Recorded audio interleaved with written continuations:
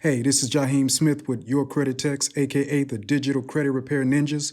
And there's 5 things I'm gonna drop on you even before you start the credit repair process if you want to ensure that you cut the time short and also ensure that you have success with this. So 5 things, okay, that you need to do even before. Now, this is even if someone else is working on your credit report or you're doing it, okay? 5 things. Now, first of all, did you know that it's been reported that over 80% of the people in this country have errors on their credit report? 80% of the people. So that means it's costing more money, whether it be down payments or higher interest rates or whatever, but 80%. So there's errors. It's safe to say there's errors found on your credit report that's costing you money that you may not even know about. Okay, this is aside from what you think you owe or the debt you think you owe or whatever. There's errors. Now, the Fair Credit Reporting Act, you may care or not, but it states that the credit bureaus are supposed to report accurate and complete information, and that's just the reality. So 80%, okay, that's a lot of people that have errors on their credit report that can be taken care of, okay, so that they can have good credit. Also, did you know that you have an obligation? You have an obligation to make sure your credit report is free of errors. What do I mean by that? Not to say you have an obligation to have good credit. That's up to you. But think about it like this, because Congress stated that the banking industry depends on accurate reporting. Okay, it depends on accurate credit reporting. Okay, now if the bureaus have 80% errors, look how it's affecting the banking industry. So if you're in the financial industry, which you are in some capacity, then you have an obligation, so it's essentially I'm saying it's your right. Now, once again, I'm gonna drop 5 things that you need to do, but I'm gonna try to do it under 10 minutes, and my time's already started. Just wanna, give you this information so far. It's like, did you know you have the ability to repair your own credit? Not just the ability, but the right, by law to repair your own credit. Now, these things are factuals. These are things that you really can't dispute. Now, did you also know that over 54% of the American population now is in debt? 54%. And obviously it's affecting, their credit. But on top of that, there's all type of errors that's costing. Now, when we say 54%, we're talking about trillions of dollars. Now, these errors are costing people, okay, wondering where their money's going. Things that you may not see. Now, you have the right, to repair your own credit, and those are things that we encourage. Also, did you know this? Now they're talking about doing away with the credit bureaus. So everybody have a limited time to get these things done, because they're talking about replacing the credit bureaus with the CFPB, which is the Consumer Financial Protection Bureau. And once that happened, you're talking about like government run. Once that happened, those that don't have, credit scores of, 740, are really going to suffer. Now, you already see people going homeless. Now, this is potentially about to be bad. Okay, so there's an incentive to get your credit taken care of now. Okay, and that's reality. Now, the 5 things that you need to do before even starting the process of repairing your credit. First of all, you want to pull your credit report. You need a credit report. Okay, so you will know where you even stand or what accounts on there are negative. If you haven't pulled your credit report or you're not familiar with your credit report, how do you even know, where you are with that? So you have to pull it, and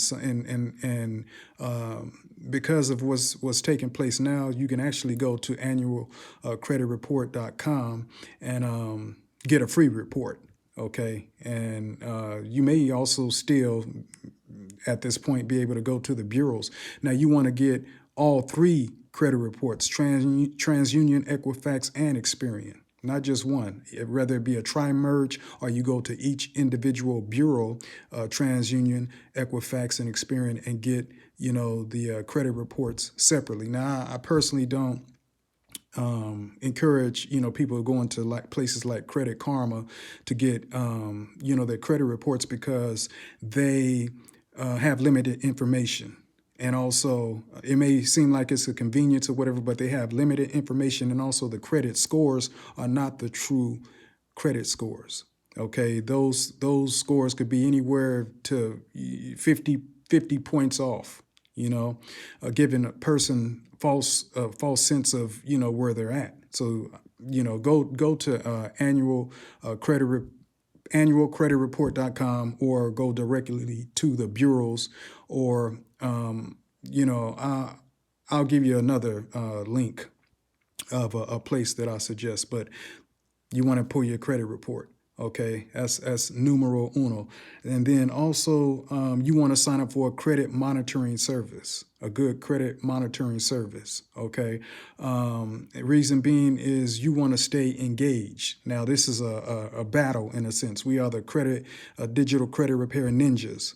So got to take on that mind state. You're fighting for your financial freedom, and the time is the walls are like closing in, especially if they do what's already in effect. Biden, before he even went into office, was already pushing for the CFPB to take over the bureaus. So a lot of people thought that was far-fetched, but not so much now. So the time is now to move on this.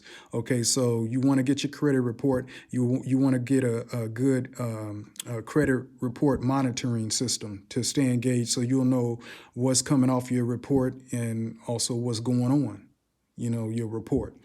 Also, you want to do this. You want to remove yourself out of the databases. These databases, such as LexisNexis. Now, this is important. Don't. This is why a lot of people are not having success. LexisNexis, ARS, CoreLogic, places like this, SageStream.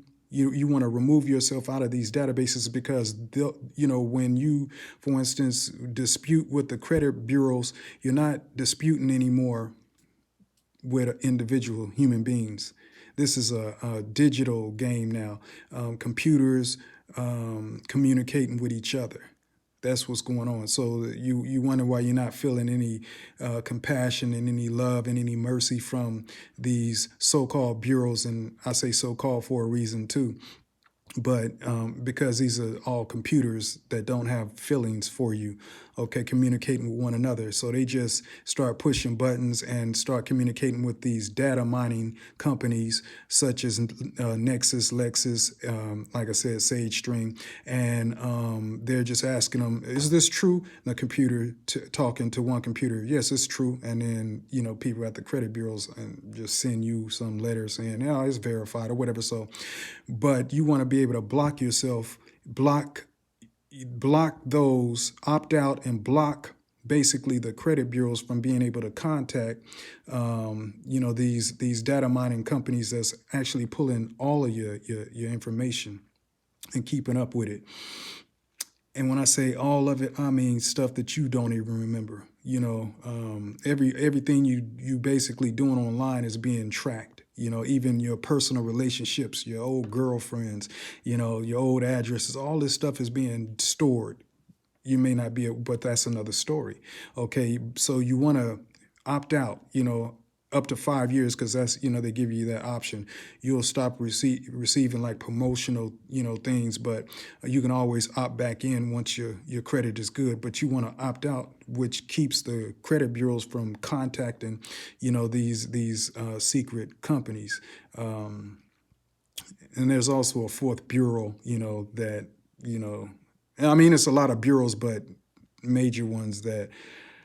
Anyway, it's another story. Now, listen, the next thing you want to do is once you make sure, don't skip that step. Don't skip the step of removing yourself out of these databases, opting out, okay? Because after you do that, the next thing you want to do is remove any excess names and addresses that you have on your credit report. You only want really one name.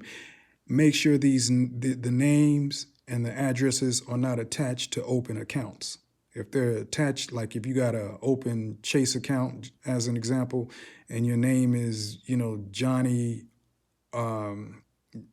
P. Jones, you don't want to remove it.